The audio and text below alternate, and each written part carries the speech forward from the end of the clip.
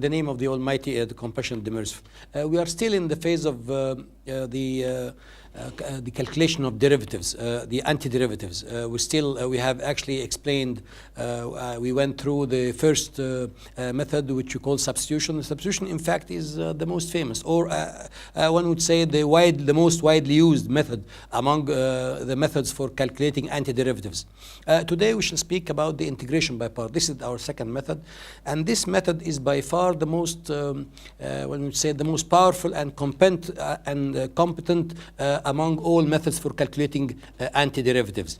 Usually this method of integration by parts, how would one know that you need integration by parts? Usually when you see your function as a product of two categories or two different types of functions, like for example you have one algebraic and one transcendental function, then you are bound to use this method of integration by parts. Like for example you have the integral, for example, of x times sine x dx, or the integral of x times e to the x, or the integral of, for example, x ln x, etc., or the integral of e to the cosine x, the x multiplied by cosine x dx. You realize that all these functions here are functions that are product of two functions of different nature, an algebraic one and transcendental one. Same thing with the other. These two functions are not both algebraic, yet of different nature. Suppose, for example, I have a function of this sort, then logarithm alone. You still would need integration by parts. Or, for example, sine minus 1x, the arc sine of x dx. This one as well, this is in fact a product of two functions, because if you substitute x is equal to sine y, you end up with this is equal to y times dx, which is cosine y dy. So in fact, again, it's the product of two, one algebraic and the other one is transcendental functions. So in fact, when you see a function of this sort, you say that you have to resort to integration by parts. The theory of integration by parts, as we shall explain, first we shall outline when is the theory needed, and then the main theorem, and then a technique which is much simpler, and then we come to the reduction formula. Now the formula which we shall use, in fact, relies upon this this proof here, or this is how we produce our formula of integration by parts. You have, for example, the derivative of two functions like this. It's equal to f prime of x times gx plus f of x times g prime of x. So you get here, if f of x g prime of x on the left hand side, it becomes equal to d by dx, the f of g of x times g of x minus f prime of x g of x. And in fact, if you integrate both parts, you get an expression of this sort. G of prime of x dx is equal to the integral of this of a derivative is equal to the function directly. So f of x times g of x minus the integral of f dash of x times g of x dx. And here, actually, what you do is that you didn't get something new, in fact, from this expression. But it tells you something. It tells you that if you can find a product of two functions such that one can be one differentiated, vanishes, for example, or is reduced in degree, then you come up with a formula which is actually easier to integrate than the previous or original one that you started from. For example, suppose you have an integral of x e to the x dx, and you set out what? You set out, for example, this is you call this v, which is e to the x, and you call this u, for example, which is equal to x. So now you have what? You have f of x times g dash of x dx is equal to, as our formula runs, is equal to f of x, which is x times v g of minus the integral of f prime, the derivative of x, which is 1, times du dv. I'm sorry, you have here times v, which is e to the x dx. So in fact, this becomes equal to x to the x minus the integral of e to the x, which is directly e to the x. You don't neglect the c. You don't forget the c. So in fact, here what you did is that you relied upon something which is important, is that you see that here there is an x. Once you see an x, you try to take this as f. And once you take this as f, you end up with what? This is f of x again, and g of x is equal to e to the power x, and g prime of x is equal to what? G prime of x is equal to e to the power x dx. So in fact, this is equal to f prime j dx, which is in our formula, is equal to f of x times g of x minus the integral of f prime of x, which is 1 here. When you derive this, the derivative of this is equal to 1 times g of x. But here you gain something. Your profit here, you benefit from the fact that f prime is equal to 1. So reduce your formula from x e to the power x to 1 times e to the x. In fact, this can be made much simpler. Here it is. This is how we derived. The integral of f times g dash is equal to f times g minus the integral of f dash g. But in fact, you may put it in a much simpler way, thanks to again to Leibniz. Leibniz said that the integral of f of x times g dash of x, if you take f of x is equal to u, and v of x v is equal to g of x. So in fact, what you have here, this becomes what? This becomes u dv, because dv is equal g prime x dx. So in fact, this becomes u dv. Whereas the integral of f prime x g of x dx is equal to what? G prime x g of x is equal to what? Is equal to the integral, this is the integral, is equal to what here? Is equal to v du, because du is f prime x dx, so this integral of v du. So in fact, you have now your formula in an easier form. You have the integral, this integral u dv is equal to what? Is equal u times v minus the integral of v du. In fact, this is another way of writing your expression. The expression that was on the previous slide, you can put it in this way. Both are exactly similar, except that this is less complicated in a way. It goes using the differentials of Leibniz. And in fact, you need not even obtain this from the previous result. All you have to do, you can do it this way. Du uv is equal to u dv plus v du. And even this is differential of life. Even if you divide by dt, you get what? You get directly d uv by dt is equal to u dv by dt plus v du by dt. So in fact, you get here u dv by dt is equal to d by dt times uv minus v du by dt. And in fact, if you integrate this with respect to t, you directly obtain, you have here, you integrate with respect to t, and you get the integral of u dv is equal to uv minus, I'm sorry here without integral, because the integral of duv minus the integral of the v du. So in fact, your formula which you can obtain, you don't need to go and allocate it to f and j. You directly have a sort of a formula which is direct in the what we say in the form of Leibniz, or in the notation of Leibniz. This in fact allows you to carry on any integration. Suppose, for example, you wish to integrate x e to the power x. Which is u and which is v? X e to the power x dx. We try to find something so that it comes out easily at the end. It is reduced. So here, for example, I may take this is u, and x is equal to u, whereas e to the x is equal to v. And you integrate what? You integrate, in fact, u dv. So u dv, this is equal to u dv. In fact, so it's equal to u times v, which is x times e to the x, minus the integral of v du. So here v, it's e to the power x, du, d what? Dx. So in fact, it becomes much simpler. Again, you have here x e to the power x dx. You try to put it in a way such that it is when you apply the formula of Leibniz, and actually integration by parts is due in history to Leibniz, you end up with a form which is simpler. So you have to choose your u and v in such a way that you end up with a reduced formula. Instead of having x e to the power x, you have e to the x dx. So which one you prefer to take as u and which as v? If you take as a matter of fact this as u and this as v, and you try to integrate this one, you get half x squared, so it becomes more complicated. So here you directly obtain this formula here plus c, which is the integral. And this is how it goes. You end up with a formula like this. Again, e to the x times sine x dx. Here again, which one you take? Suppose we do it this way on the slide directly. Suppose you take u is equal to sine x and v equal to e to the x. So you get here, this is equal directly to what? Here, u is equal to sine x and v e to the x. So this is u dv in fact. So u dv is equal to what? The integral of u dv is equal to u times v.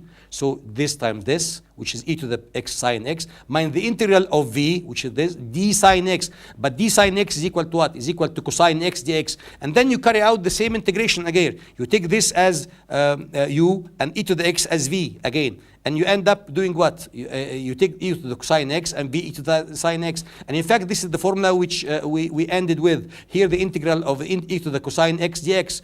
So e to the x times cosine x dx. So again, it is equal to u dv minus the integral. We have another minus because the cosine, d cosine is equal to minus sine x dx plus here. So you get this formula here. But again, here again, when you contemplate this, you find out that your unknown, which you seek to calculate, which is your integral, is again is equal to something minus the same integral. In other words, twice the integral is equal to this minus this, so that the integral is equal to half this expression. In fact, this u and v business, you can always do it this way. But there are some other methods that one have seen in some books. Because the student, in fact, in engineering, each time is asked to calculate integral by parts, which he'll find enormously in his study of engineering, Fourier series, etc. All this deals with integration by parts. So there used to be, I've seen once, a table of this sort. For example, suppose he wants to integrate x times e to the cosine x. So he puts x here and e to the x here. And then he integrates this. So you get this. You keep integrating it. While here you keep differentiating it. So you get 1 and you get 0 and it finishes. And then you multiply your integral x e to the x dx becomes equal to what? You multiply this by this, and here you just invert the sign. So you get x e to the x minus e to the x plus, of course, c. Again, suppose you wish to calculate the integral of x square sine x dx. So x square sine x dx. Of course, you do it by parts. You take this is equal to u, and this is v. V is equal to minus cosine. And you do it in this way. But you can also do it, you integrate it once. You got minus sine, and then again minus sine, and then again cosine. And then you differentiate this to x, and then 2, and you get 0. And then you keep multiplying, and you invert the sign. This goes with this one. You get minus x square cosine x. And here you invert the sign, so you get plus 2x sine x. And finally, you get plus 2x, 2 cosine x plus c. If you have something like, which doesn't end like this one, sine x dx, it's not much different. All you have to do is that you put x and sine x, and here you have, you integrate it once, you differentiate, you keep differentiating, but it doesn't end, in fact. It doesn't end. So here you integrate this one, you get minus cosine x, and then minus sine x, but you keep losing something that you multiply this by this, and this by this. Since it doesn't end, you get this with this one. So you get, this is equal to minus e to the x cosine x, and this you invert the sign, plus e to the x sine x, and then minus the integral of e to the x sine x dx. This is what we have, this is what you obtain. But you remember something, this is the integral, which is the unknown. And you see it here again, I. So you have twice I when you get it, when you shift this to the left-hand side, is equal to e to the x times sine x minus cosine x. So what is your integral equals to? Is equal to half this expression, and you don't forget the c. And this is actually the way you do it. In fact, each time we run into integrals of this kind, and you wish to check which is u and which is v, like this one, for example. Here, for example, you can take u is equal ln x, while v is equal to x. So this is the integral of u dv is equal to u times v, which is x ln x, minus the integral of v du. So v times d ln x, which is 1 over x. And this you get, you end up with the integral of 1, which is again minus x. So you get of this result. But in fact, there is another way of doing this, and this is I teach to my student. Instead of saying the integral of u dv is equal to uv minus the integral of v du, you get it in a much simpler way. You say the integral of a product of two functions is equal to the antiderivative of one times the second one without change, minus the integral of, again, the antiderivative of the first one, but this time not times the second one, times the derivative of the second one, and this is how it goes. Suppose, for example, you wish to integrate ln x dx. So your best thing is to put here 1. You get the integral of the first one, which is x, times the second one without change, minus the integral of the first one, again x, times the derivative of ln x, which is what? 1 over x dx. And this cancels out to obtain 1. The integral of 1 is equal to x, and you end up with a formula of this sort. So actually, this is the easiest way of doing it. Instead of choosing a u and v, and which is u and which is me, you end up doing it this way. Suppose, for example, you have the integral of, for example, x times sine x dx. Here again, the integral of 1, we integrate this one. Why? Because this one, when differentiated, it vanishes. You integrate this one, you get minus cosine x. Times the first one without change, minus the integral of this one. So you change sign because you get minus cosine x. Times the second one, times the derivative of the first one here, which is 1 dx. So you end up with what? Minus x cosine x, plus the integral of cosine, which is sine x dx, plus c. And if you wish, wish to check whether this is correct, all you have to do is to differentiate it. If you differentiate it, you end up with x sine x. Again, suppose you wish to calculate the integral of cosec cubic x dx.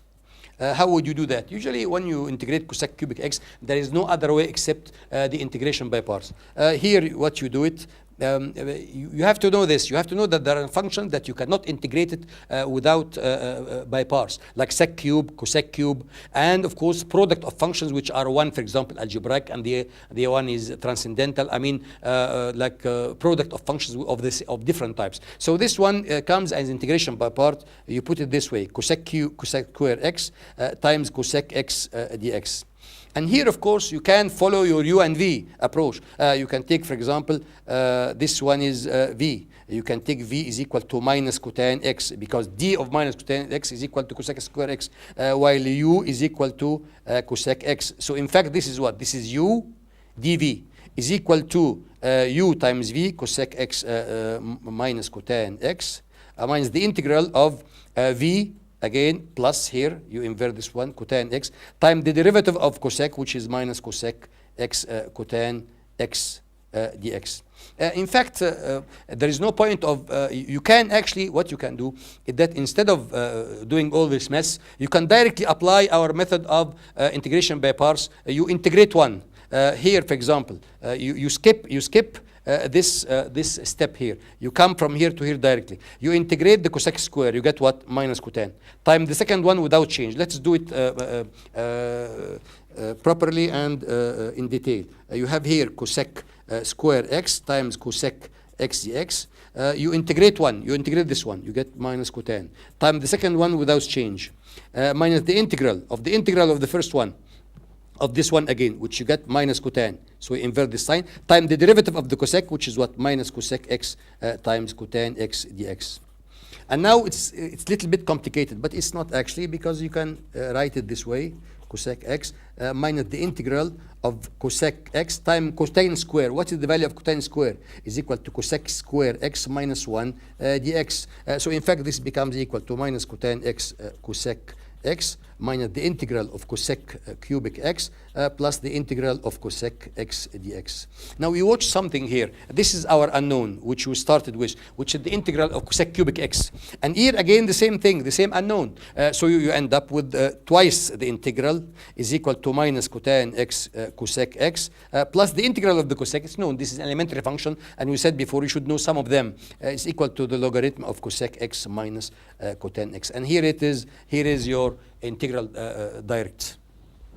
So, and this is actually what we have done here. Instead of look at this step here, we can skip this step, and we can also skip this step, and we can directly end up with this step here, which is the integral of 1 of cosec square minus cotan, this minus belongs to cotan, time the second one without change, the integral of the cotan, time the derivative of the cosec, which is cotec minus cosec cotan, and the cotan increase the power by 1, and then you substitute for cotan square by cosec square minus, and then you end up with what's the same integral, which is your unknown here, minus I, and then from the left hand side, twice the integral is equal to this expression, and from right directly you obtain your integral. Suppose you want to evaluate sine minus 1 x dx.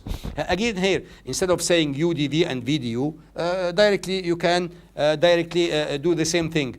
All you have to do, in fact, you can put 1 directly. So here what I did, in fact, that I follow the same step, u dv minus v du. But suppose I do it, I try to do it differently, direct away. I put just here 1. So the integral 1 is x times the second one without change, minus the integral of 1, times the derivative of the other one, which is integral 1 minus x squared dx. And in fact, this is what? This is the second step here, we have it here, and this integral directly is equal to this, and you can do it by substitution. Take 1 minus x squared is equal to u, and you proceed as we have mentioned in our last lecture. So you see, you save steps by applying this fact directly. The product of the integral of the product of two functions is equal to the antiderivative of 1 times the second one without change, minus the integral of the antiderivative of the first one, same thing, times this time the derivative of the other. Here is the same thing. You integrate 1 plus x squared.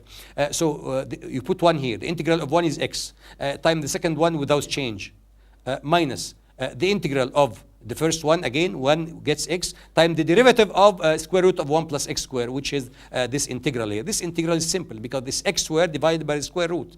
And in fact, the x squared by the square root, you can put it in this way. You can divide, and this is simple algebra. And you notice something, that this is the integral, this is the unknown which you started from. This is the integral which we seek to calculate. You find it on the on the right hand side. So you move it to the left hand side to obtain twice the integral is equal to this one, plus this integral, and this integral, as a fact, is one of the elementary, again, functions, which is sine minus 1x. Now, sometimes we encounter integrals of the form, for example, integral of sine to the nx dx. And they tell you, for example, calculate the integral of sine to the n, and then try to calculate, for example, sine cubic x dx. So you start by you wish to obtain a formula which is general to any n. So you do what you call a reduction formula. In this reduction formula, suppose this is your integral, in is unknown for any n, and you put it in this form. You decompose sine to the n to sine to the n minus 1 x sine x, and then you skip all that as we did before. You have the integral of 1 of sine, which is minus cosine. Here the minus belongs to cosine. Times the other one without change. This one without change. Minus the integral of minus cosine again, so you invert the minus into plus. Times the derivative of sine minus 1, sine to the power n minus 1, which is n minus 1, times sine to the n minus 2x, times cosine x dx. Now here you have to fiddle up with the algebra.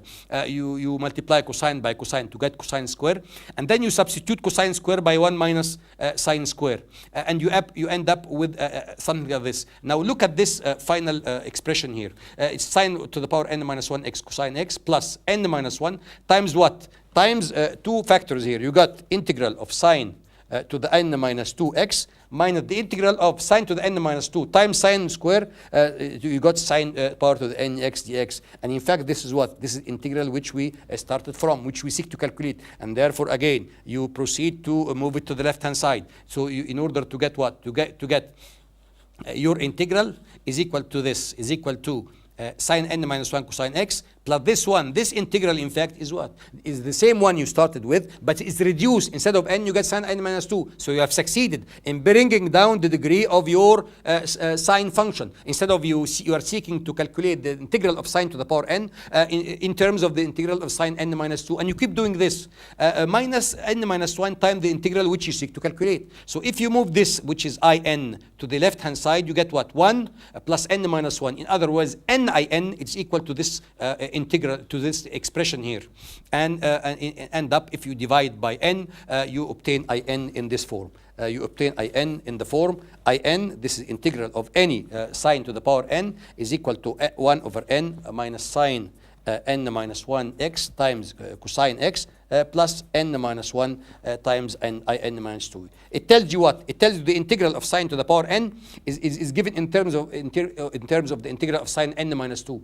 Suppose they wish to ask you to obtain the integral of sine cube. So directly you put here, substitute n is equal to 3. So you get I3 is equal to 1 over 3 times minus sine square x cosine x plus what here? N is equal to 3. Twice I1 now. I1 is what? Is the integral of sine to the power n1 is n is equal to 1. So this integral is directly minus cosine x. So you put here minus cosine x and you get I3. Suppose I ask you to integrate, to evaluate sine to the power 5.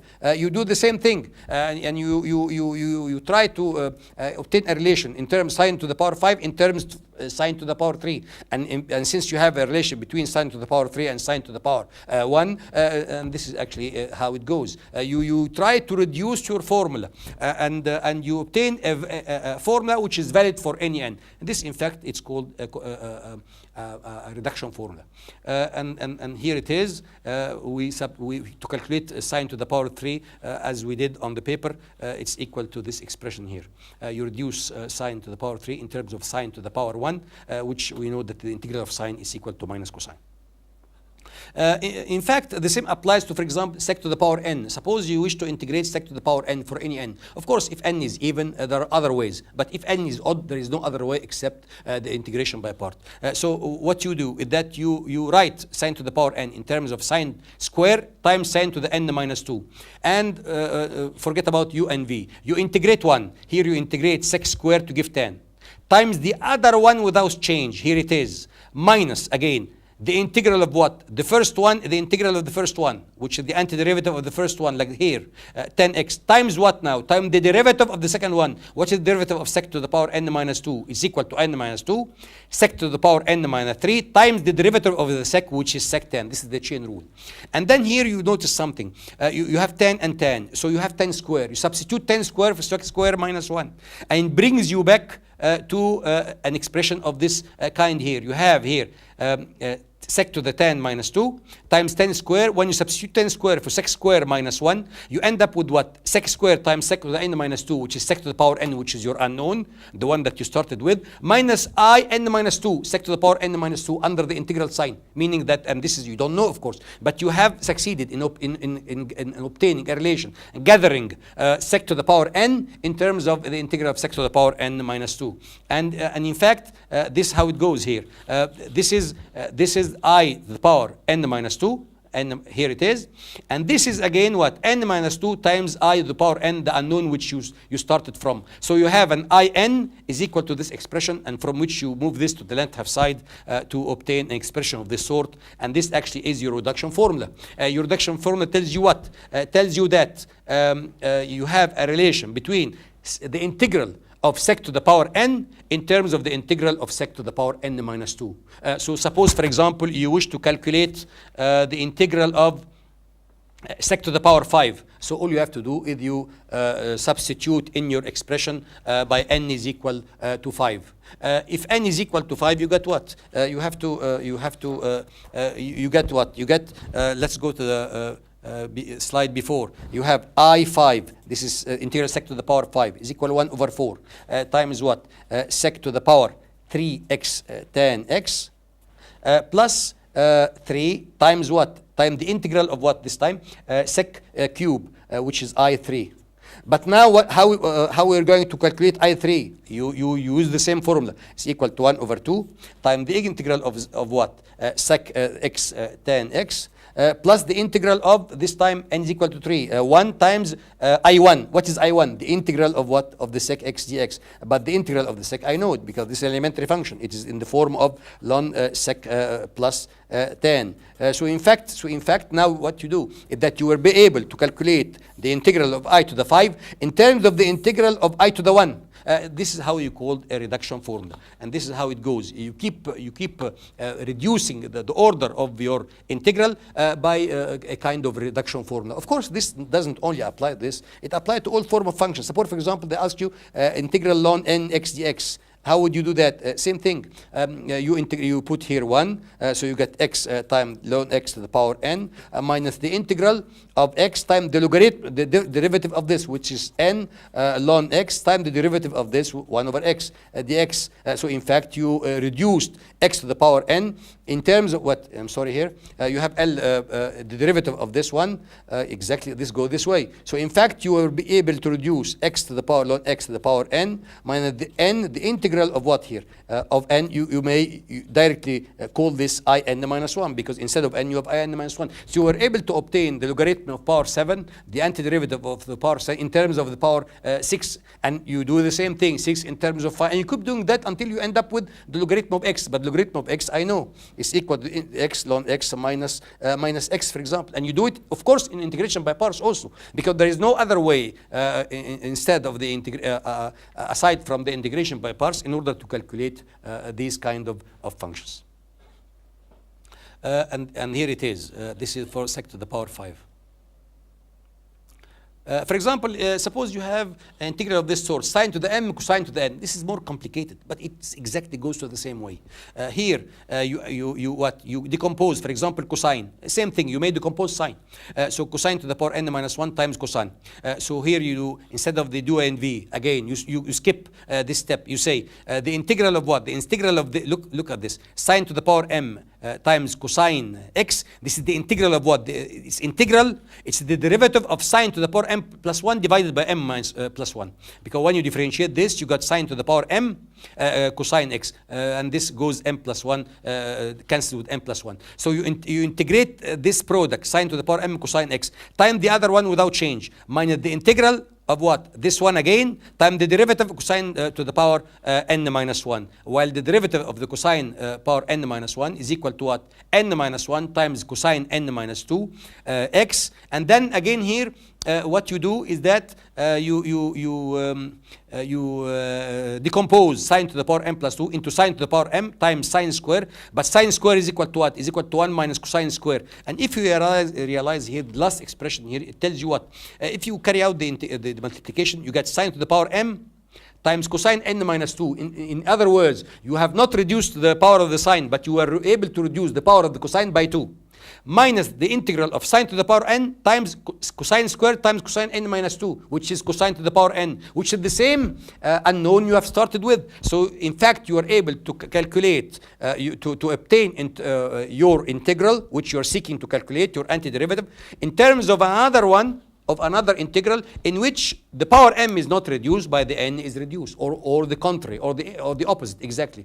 And of course, you keep doing that. You keep reducing until you finish up with all the powers of cosine, and it remains what? 1 sine to the power. Suppose n is odd, and you at the end you end up, for example, with sine to the power m times cosine x. What is the integral of this? It's directly sine to the power m plus 1 divided by m plus 1, etc. So in fact, you are able to reduce your expression, your integral, your indefinite integral, which you seek to calculate, and it looks complicated. You seek to, each time you do a reduction process, you succeed in bringing the powers of what you would not be able to achieve into less powers in which the integrals are quite known. And with this, actually, you get a reduction process of this sort. Of course, this reduction process is quite complicated, but it gives you an idea of how you may be able to calculate antiderivatives of functions of this sort. Functions like functions of this nature, and with this we have what we have spoken about actually in this lecture. When you come out from this lecture, what as a resume, as what we have gained is to tell you that if you fail by the method of substitution, usually you try first the method of substitution, and then you keep on going. So you have integration by parts. As I said, the most powerful of all techniques, and this helps you in calculating many antiderivatives which you couldn't do by any other method. And there is no other way for calculating, for example, the integral of sec cube, the antiderivative of sec cube, of x dx, of cosec cube, or ln x alone, or x ln x, or any such product of two functions of different nature. One is x, the other is ln, one is e to the power x, the other one is cosine, one is x cubic, the other one is sine. All these kind of functions which you see that they are composed of product of function of two different nature, you must conclude that there is no other way out except through the integration by parts.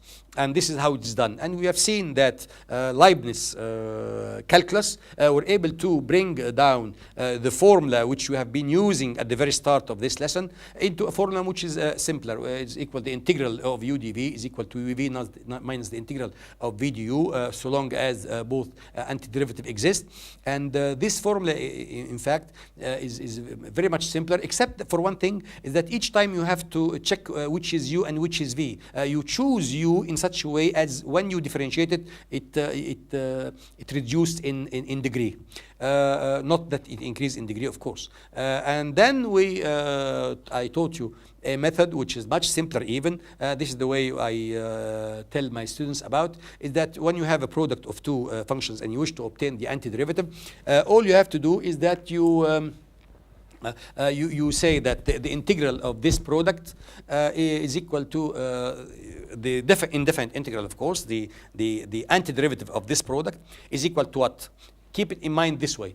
The antiderivative of one times the other one without change. In other way, neither you differentiate it nor you integrate it. Again, the antiderivative of the first one, which is the first, it's up to you, one that is reduced in order. The antiderivative of the first one times the other one without change, minus the integral, of course, the indefinite integral of, again, the first one, the antiderivative of the first one, which is already located as the first term, times this time what? Times not the other one without change this time, but the other one differentiated, times the derivative of the second one. And from this on, you see, you directly have to say that if you are working correctly, that the degree is reduced, and from then onward, you can keep on going like this forever, not forever, but until you exhaust your degree, and from which you can get your result. At the end of this lecture, I wish to remind you that this lecture, like exactly the others which have preceded it, or the one that you're going to come later, if God wishes, are all uploaded to the site of the Magnitude project, which is administered by the consortium Nettuno in Italy for distance learning. And you can subscribe, of course, to these courses. You can see them, and you can also have acquaintance with the professors, and also you can get into all the exercises which are offered, and each exercise coincides with a particular lesson. And you can subscribe for your certificate if you wishes to. Again, until we meet then for a next method of integration, which is the one we're going to speak in our next lesson, I wishes you good luck, and I thank you for your attention. Thank you very much.